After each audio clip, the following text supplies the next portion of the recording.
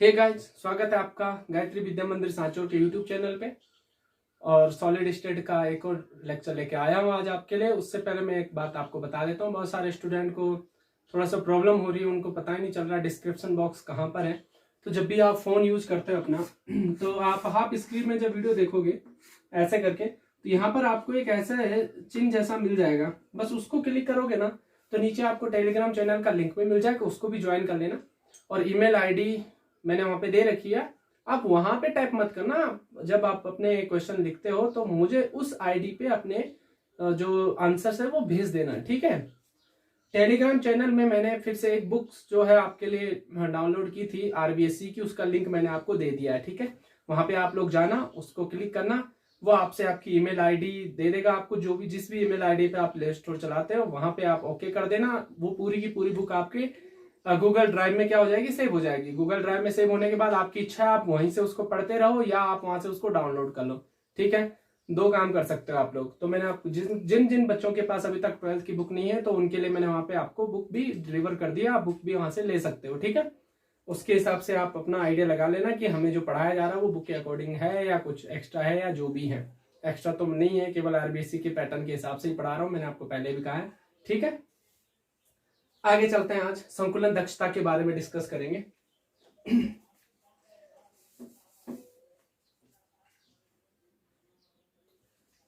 संकुलन दक्षता के बारे में आज हम डिस्कस करेंगे। संकुलन दक्षता क्या होती है, ठीक है। देखिए, संकुलन दक्षता क्या होती है, कोई भी एकक कोष्टिका है और उसका जो टोटल वॉल्यूम है, उस टोटल वॉल्यूम का कितना परसेंट वॉल्यूम अवयवी कणों द्वारा ऑक्यूपाई हो रहा है, मतलब कितने परसेंट वॉल्यूम में अवयवी कण क्या हो रहे हैं, अध्यासित हो रहे हैं, वही उनकी क्या कहलाती है, संकुलन क्षमता कहलाती है। एकक कोष्टिका के कुल आयतन का जितना प्रतिशत अवयवी कणों के द्वारा अध्यासित होता है क्या कहलाता है, संकुलन दक्षता कहलाती है, ठीक है। कोई ना कोई यूनिट सेल होगी, उसका कोई ना कोई वॉल्यूम तो हो गई, उस वॉल्यूम का कितना परसेंट में कौन मौजूद है, अवयवी कण मौजूद है, बस वही आपकी संकुलन दक्षता कहलाती है। इसको कैलकुलेट करना आपसे पूछ लेता है, कभी कभी इसकी गणना पूछ लेता है और कभी कभी आपसे डायरेक्ट पूछ लेता है। आई थिंक 2020 में ही पहला क्वेश्चन आया था कि बीसीसी काय केंद्रित या काय घनीय तंत्र की जो क्या होती है, दक्षता होती है, संकुलन दक्षता, वो कितनी होती है, पहला ही क्वेश्चन है आपके, है ना। तो ऐसे इजी क्वेश्चन पूछ लेता आपसे। तो संकुलन दक्षता अगर मुझे कैलकुलेट करनी हो तो कैसे कर सकता हूं, देखो संकुलन दक्षता इज इक्वल टू क्या होता है, मैंने पहले भी कहा, नोट्स आपको हमारे टेलीग्राम चैनल में, जो मैंने आपको टेलीग्राम चैनल का लिंक मैं आपको डेली देता हूं, वहां पर आपको मिल जाएंगे नोट्स। यहां से नोट्स नहीं लेने आपको, यहां से केवल और केवल आपको क्या करना है, देखना है, इसको समझना है। हाँ, न्यूमेरिकल क्वेश्चन जो आएंगे वो आपको यहाँ से क्या करना है, पिकअप करने हैं, यहाँ से उठाने हैं, उनको लिखना है आपकी कॉपी में, क्योंकि न्यूमेरिकल क्वेश्चन कुछ अलग अलग होते हैं भाई। नए साल में कुछ नए क्वेश्चन आने के चांसेस होते हैं, तो हम ज्यादा फोकस उन्हीं पे करते हैं जो जिन पे हमें लगता है कि हाँ इस टाइम ये ज्यादा आने वाले। हालांकि सारे न्यूमेरिकल हम करवाते हैं, लेकिन यहाँ पे मैं ज्यादा फोकस उसी टॉपिक पे करता हूँ जिसपे मुझे ज्यादा कॉन्फिडेंस होता है कि हाँ इस टाइम पे ये वाले न्यूमेरिकल आने वाले हैं, ठीक है। तो न्यूमेरिकल यहाँ पे मैं कुछ जो करवाऊंगा एक्स्ट्रा भी करवाऊंगा, जो लास्ट ईयर कम करवाए होंगे वो इस टाइम ज्यादा भी हो सकते हैं, ऐसा कुछ हो सकता है, ठीक है। या जो लास्ट टाइम ज्यादा थे जो आ गए हैं वो अलग हिसाब से अपने पैटर्न से मैं पढ़ाऊंगा आपको। आप बस ध्यान रखना कि न्यूमेरिकल क्वेश्चन यहाँ से सारे के सारे लेने हैं, बाकी आपको नोट्स बनाने की जरूरत नहीं है, नोट्स आपको मैंने पीडीएफ में दे रखे हैं। संकुलन दक्षता की बात करते हैं। संकुलन दक्षता अभी मैंने कहा था कि अवयवी कणों द्वारा कितना आयतन अध्यासित किया जा रहा है कुल एकक कोष्टिका के आयतन का, ठीक है। तो सीधी सी बात है ना, अगर मुझे संकुलन दक्षता निकालनी होगी तो कैसे निकालूंगा, अवयवी कणों द्वारा अध्यासित आयतन, अवयवी कणों द्वारा अध्यासित आयतन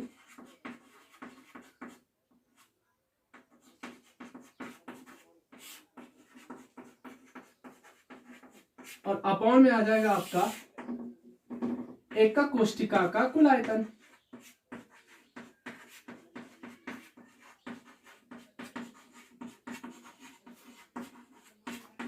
यही तो कहा है मैंने भाई, एकक कोष्टिका के कुल आयतन का कितना परसेंट कौन अध्यासित कर रहा है, अवयवी कण अध्यासित कर रहे हैं, वही संकुलन दक्षता है। तो परसेंट की बात आई है तो आप समझ ही होंगे, मल्टीप्लाई किससे करना पड़ेगा, इसको 100 से मल्टीप्लाई करने पड़ेगा, है कि नहीं है। बस बात खत्म। हमें अवयवी कणों का आयतन पता होना चाहिए किसी एक अवयवी कण का। उसके अलावा तो आप अपने आप 2 हो तो डबल कर दो, 3 हो तो ट्रिपल कर दो, 4 हो तो, है कि नहीं है। तो एकक कोशिका का कुल आयतन आपको पता होना चाहिए और अवयवी कणों द्वारा अध्यासित आयतन पता होना चाहिए, बाकी तो क्वेश्चन सॉल्व है। तो अवयवी कण द्वारा अध्यासित आयतन आपको पता करने की जरूरत नहीं है, आपको पहले से पता है, 10th मैथमेटिक्स आप पढ़ते हो। और एक गोले का जो आयतन होता है कितना होता है, 4/3 पाई r³ होता है। और मैं आपको पहले भी बता चुका हूं, कोई भी अवयवी कण है वो गोले की भांति तो व्यवहार करता है। ये तो कहा था एक अवयवी कण एक गोला मान लो आप, है कि नहीं है।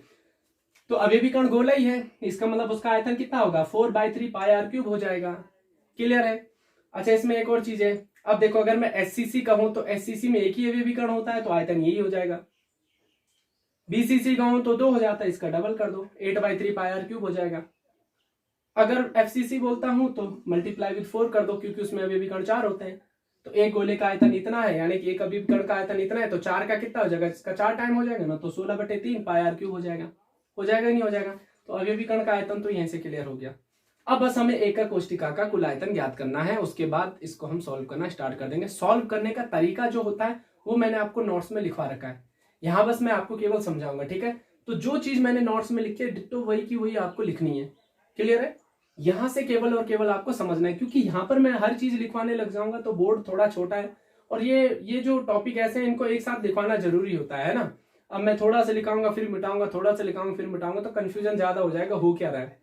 फिर आपको रिवर्स क्या होना पड़ेगा, रिवर्स फॉरवर्ड करना पड़ेगा बार बार। इसीलिए मैं वो थ्योरेटिकल पोर्शन नहीं लिखाऊंगा यहाँ पे, बस यहाँ पे मैं मैथमेटिकली आपको सॉल्व करके दिखा दूंगा। आप जो भी नोट्स में जिस प्रकार से मैंने लिखा आप उसको उसी प्रकार से लिख लेना, ठीक है। यहाँ बात करते हैं संकुलन दक्षता सॉल्व करने की। तो सबसे पहले सरल एकक कोष्टिका या सरल घनीय सिस्टम से हम स्टार्ट करेंगे, उसके बाद हम FCC पढ़ाएंगे और BCC के बारे में डिस्कस करेंगे, ठीक है।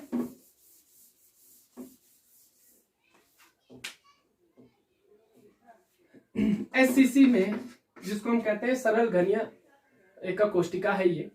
देखो यहाँ पे क्या होता है कि मैंने आपको जब मैंने लास्ट से लास्ट लेक्चर पढ़ाया तो उसमें मैंने आपको 7 क्रिस्टल सिस्टम बताया था, उसमें घनीय तंत्र बताया था।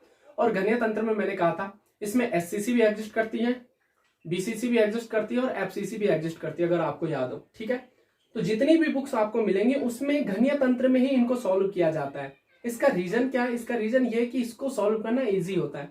अब आप कह रहे होंगे सर ईजी क्यों होता है। ईजी इसलिए होता है क्योंकि किसी भी घन के तीनों अक्षों की लंबाई बराबर होती है। अगर आपको याद होगा मैंने कहा था भाई A = B = C होता है, याद आ रहा है।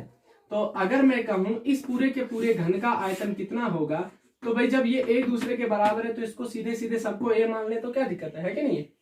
भाई अगर ये माना कि 7 सेंटीमीटर है और ये भी फिर 7 सेंटीमीटर हो जाएगा और ये भी फिर 7 सेंटीमीटर हो जाएगा, तो इसको हम 7³ लिखेंगे कि नहीं लिखेंगे। तो वही तो मैं कह रहा हूँ A³ लिख सकते हैं कि नहीं लिख सकते हैं। तो यहाँ पर मतलब 7 सेंटीमीटर एक आइडिया दिया है, ठीक है, जनरल। मैं ये नहीं कि 7 सेंटीमीटर होता है, मैं बस एक बता रहा हूँ कि कोई घन है तो उसकी अगर तीनों कोरों की लंबाई बराबर होती है तो इसका मतलब आप समझ गए, उसको हम A³ लिख सकते हैं। अब A³ लिखने से क्या इजी हो गया, A³ लिखने से ये इजी हो गया कि हमें A को अलग से सॉल्व नहीं करना है, B को अलग से सॉल्व नहीं करना है, C को अलग से सॉल्व नहीं करना है। अब बाकी सिस्टम में क्या होता है, कभी कभी ABC अलग अलग हो जाते हैं तो हमें तीनों अलग से सॉल्व करने पड़ेंगे, फिर आंसर निकल के आएगा।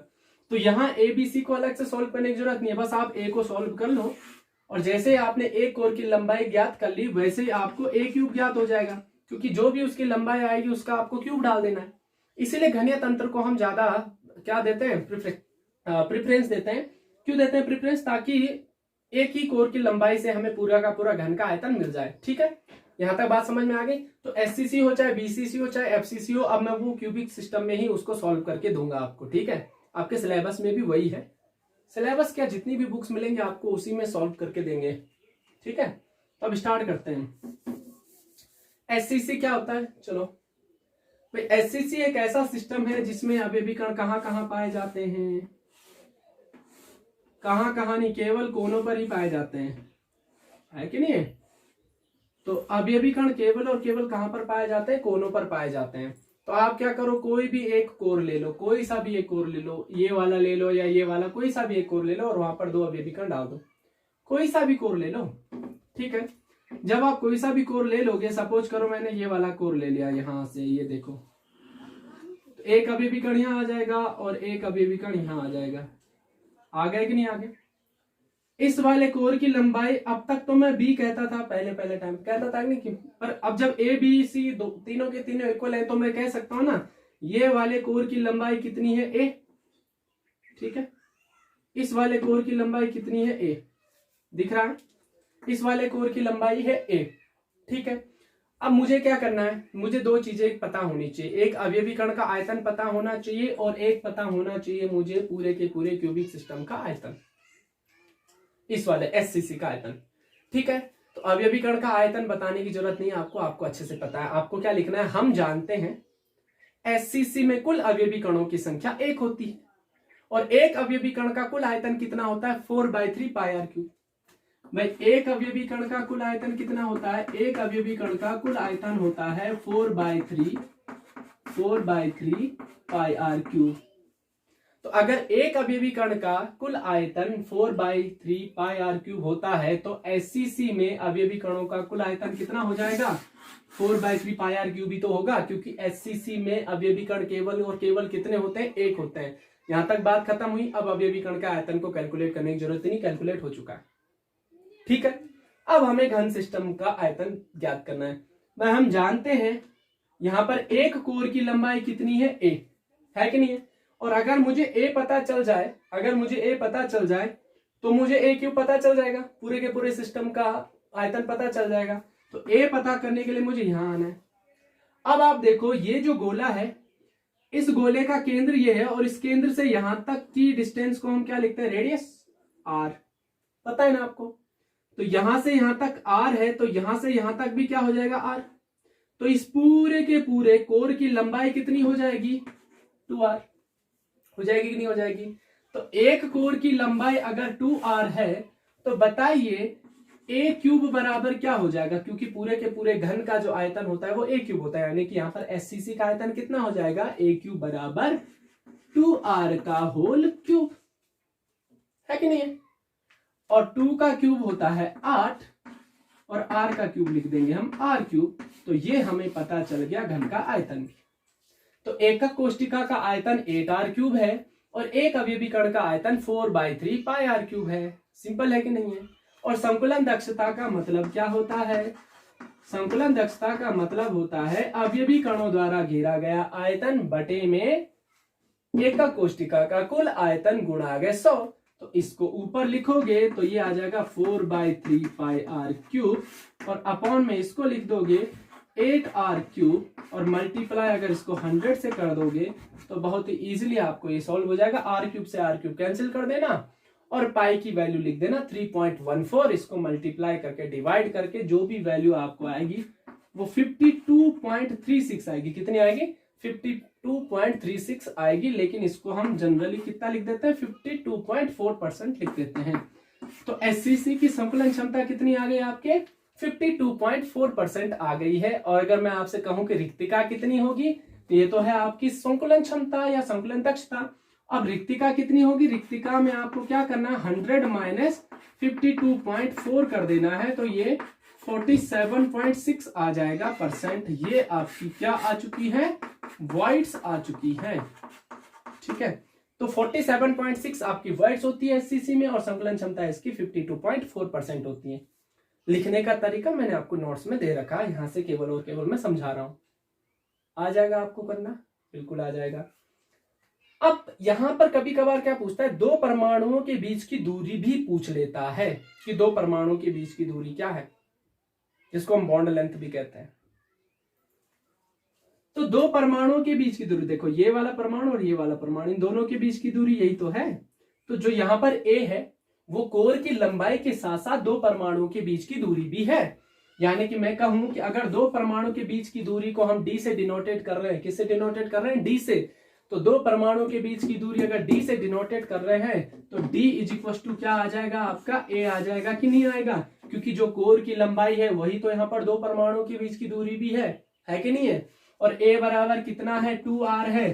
तो अगर a बराबर 2r है तो d बराबर भी कितना हो जाएगा? 2r। और अगर d बराबर 2r है तो r बराबर कितना हो जाएगा, या तो आप d/2 लिख दो या तो आप a/2 लिख दो। तो क्वेश्चन आपसे कभी कभी ऐसा भी पूछ लेता है कि दो परमाणुओं के बीच की दूरी इतनी है, त्रिज्या ज्ञात कीजिए, और सिस्टम जो है वो SCC है। तो होता क्या है कि हम कभी कभी कंफ्यूजन में आ जाते हैं कि दो परमाणु की दूरी क्या पूछ रहा है।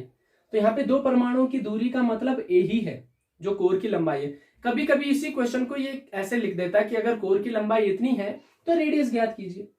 कभी कभी ऐसा भी आ जाता है कि अगर रेडियस इतनी है तो कोर की लंबाई ज्ञात कीजिए या दो परमाणुओं के बीच की दूरी ज्ञात कीजिए। ठीक है, तो ऐसे कुछ भी क्वेश्चन आपसे पूछेगा तो ये सारे के सारे फॉर्मूले मैंने आपको बता दिए। इसके बाद हम बात करेंगे FCC की। किसकी बात करेंगे? FCC की।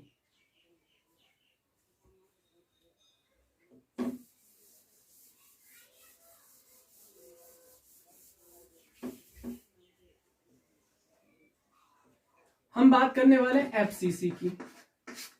मैंने पहले कहा FCC भी एग्जिस्ट करता है घन सिस्टम में और BCC भी एग्जिस्ट करता है, तो हम क्यूबिक सिस्टम को ही लेके चलने वाले हैं। यानी कि यहां पर भी हमें ए कैलकुलेट करना है और उसका क्यूब निकाल देंगे तो पूरे के पूरे घन का आयतन निकल के आ जाएगा, है कि नहीं? मतलब एक का कोष्टिका का आयतन निकल के आ जाएगा, यही मैं कह रहा हूं। तो अगर मुझे केवल और केवल एक ही कोर की लंबाई ज्ञात करनी है तो मुझे केवल एक फेस पकड़ना है, इसका एक ही तो फलक पकड़ना है कि नहीं है? अब देखो मैं इसका एक फेस पकड़ लेता हूं, ये वाला, इससे मुझे ए कैलकुलेट हो जाएगा। अब यहां पर FCC में आपको अच्छे से पता है कि अवयवी कण कोनों के साथ साथ कहां पाए जाते हैं? फलकों के केंद्र पर भी पाए जाते हैं। तो यहाँ पे फलक के केंद्र पर भी आ जाएगा। और अगर इस लाइन को यहां से मैं टच करवा दूं तो आपको एक ट्राइंगल मिल रहा है कि नहीं मिल रहा है? कौन सा ट्राइंगल मिल रहा है? इसको मान लो A, इसको मान लो B और इसको मान लो C। तो ABC आपको एक ट्राइंगल मिल गया है, मिल गया।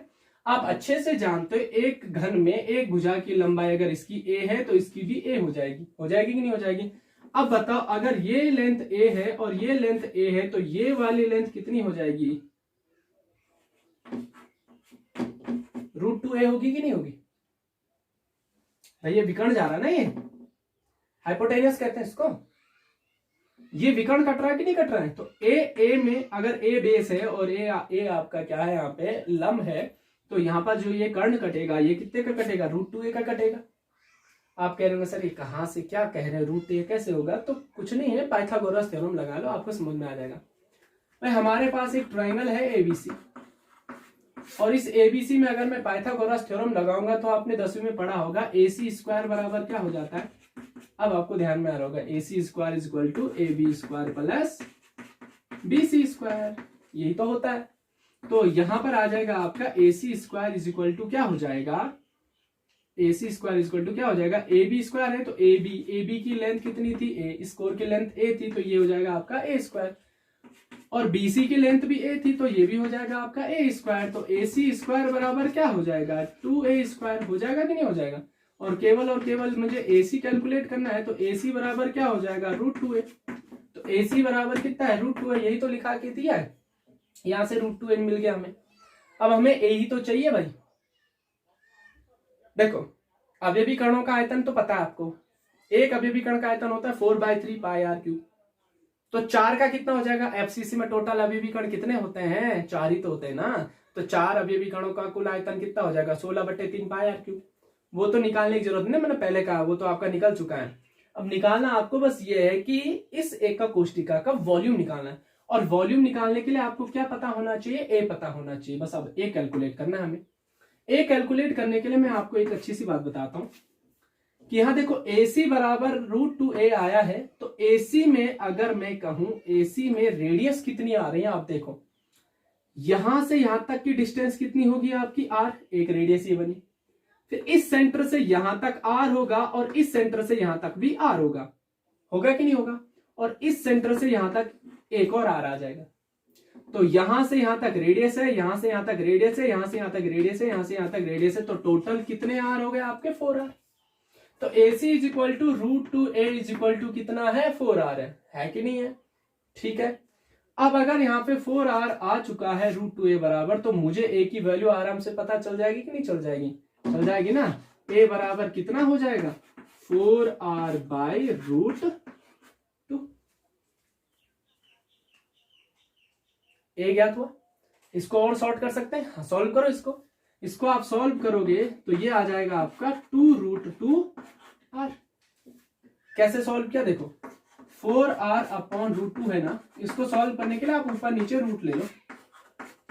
भाई अगर मैं ऊपर नीचे √2 ले लूं तो वॉल्यूम वैल्यू में कोई चेंजिंग तो नहीं है ना, इक्वली तो है। बस देखो √2 इज इक्वल टू कितना हो जाएगा 2, और ऊपर क्या है आपका 4r, और 4r के साथ साथ क्या है आपका एक √2 है, तो 2 2 जा कितना हो जाएगा 4, तो ये हो जाएगा 2√2r। ये तो लिखा है मैं, होगा कि नहीं होगा। तो अब 2√2r यानी कि a की वैल्यू कितनी है 2√2r है, ठीक है।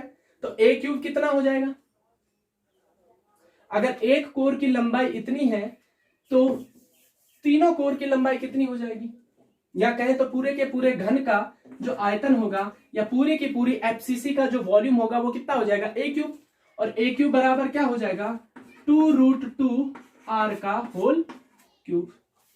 होगा कि नहीं होगा। इसको और सॉल्व करोगे तो ये बन जाएगा आपका 16√2r क्यूब। तो ये 16√2r हो गया हमारे पास आयतन। अब बताओ एक अवयवी कण का आयतन कितना होता है, एक अवयवी कण का आयतन कितना होता है, एक अवयवी कण का आयतन बराबर 4/3 πr³। तो 4 अवयवी कण का आयतन बराबर कितना हो जाएगा 4 मल्टीप्लाई विद 4/3 πr³, यानी कि टोटल आ जाएगा आपका 16/3 πr³। आया कि नहीं आया। और संकुलन दक्षता बराबर क्या होता है, संकुलन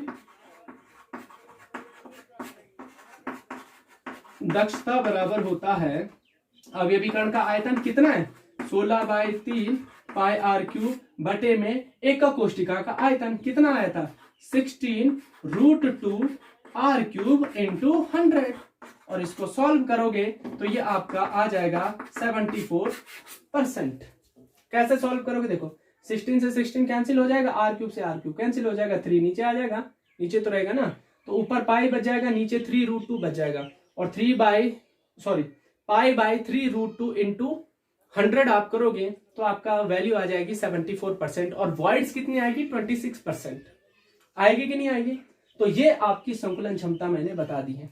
लिखने का तरीका मैंने पहले कहा नोट्स में है, आप वहां से नोट्स में लिख लेना, क्योंकि यहाँ अगर मैं थ्योरेटिकल भी लिखने लग जाऊंगा पोर्शन तो ये जगह ही नहीं बचेगी मेरे को यहाँ पे सॉल्व करने की। ठीक है, समझा देना मैंने कैसे करना है।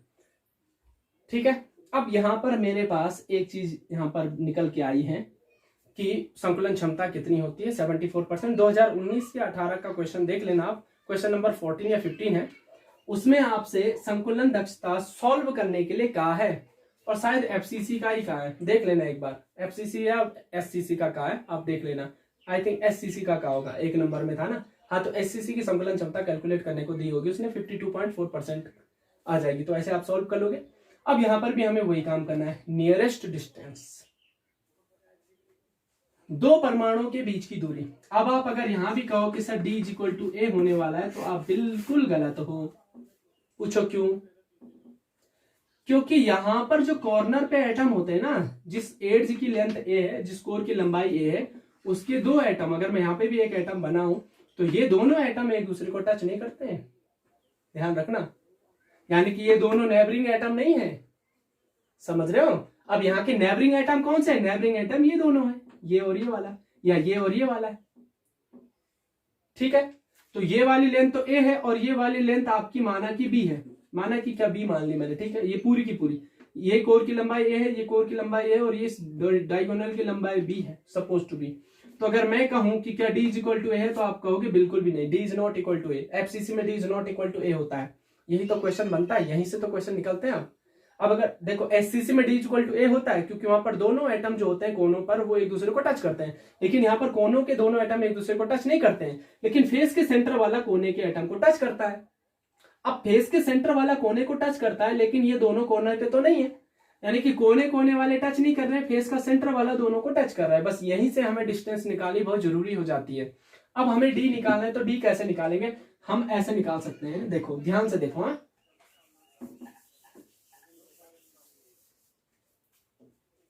अगर D निकालने को कहा जाए तो D कैसे निकाल सकते हैं, देखो D कैसे आएगा, दो परमाणु के बीच की दूरी ना, देखो यहां से ये एक परमाणु है और ये दूसरा परमाणु, तो इन दोनों के बीच की दूरी ये रही आपकी 2r। ये तो फिक्स है कि दो एटम के बीच की दूरी 2r ही होगी, ये फिक्स है। लेकिन क्या r सभी में सेम होगा, ये फिक्स नहीं है।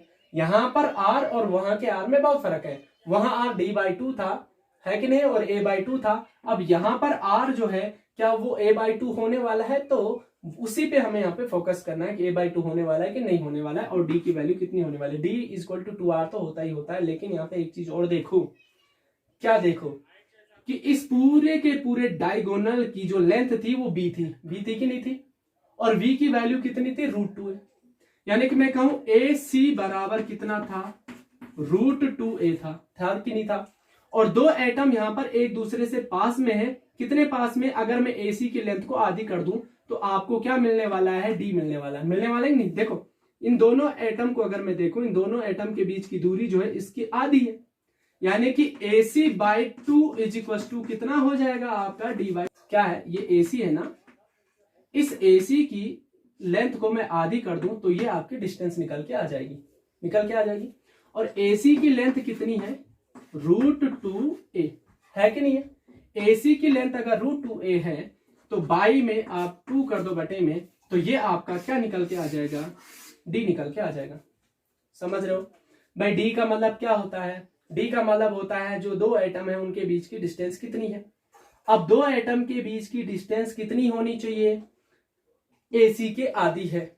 अब AC की वैल्यू कितनी है, √2 है, तो AC के अपॉन में 2 लिख दूंगा, तो d के इक्वल टू में √2 के अपॉन में भी कितना आ जाएगा, 2 आ जाएगा। और इसको अगर मैं सॉल्व करूं तो आप आराम से सॉल्व कर सकते हो कि √2a/2a है, तो ऊपर नीचे आप √2 से मल्टीप्लाई कर दोगे तो ये आ जाएगा। देखो ऊपर नीचे आप √2 से मल्टीप्लाई कर दो तो √2 = क्या हो जाएगा, 2, और 2 अपॉन आ जाएगा 2√2, और a तो है ही साथ में, तो 2 से 2 कैंसिल हो जाएगा और वैल्यू आ जाएगी आपकी a/√2,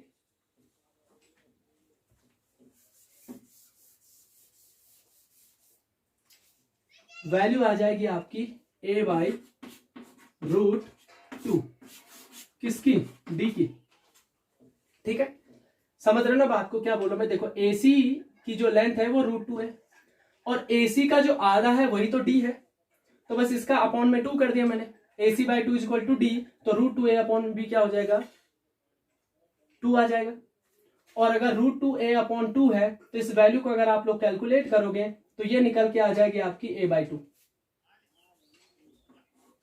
a/√2। अब देखो d = क्या होता है, 2r, और r = क्या होता है, d/2, तो r = क्या हो जाएगा, d की जगह ये वैल्यू रख देना, ये वैल्यू रखोगे तो आपकी वैल्यू आ जाएगी r = a/2√2, r की वैल्यू आ जाएगी a/2√2।